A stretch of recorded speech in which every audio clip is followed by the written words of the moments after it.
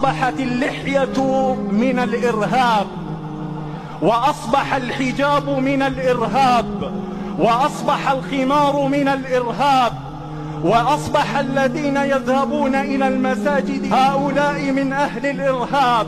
قلبت الموازين، أصبح اللواط حرية، وأصبح التبرج حرية، وأصبح السفور حرية، وأصبح العري حرية، وأصبح الشواذ الجنسي حرية، أصبح الإلحاد حرية، أصبح الذي يدعو إلى زواج الرجل من الرجل حرية. ولله الشكوى، ولله الشكوى، ولكن سوف يبقى الإسلام شامخا، سوف يبقى الإسلام شامخا، وسوف يبقى الدين شامخا، وسوف يبقى القرآن شامخا، وسوف تبقى السنة شامخا، وسوف يبقى النبي شامخا، وهذا وعد الله، فلا تحسبن الله مخلف وعده رسله.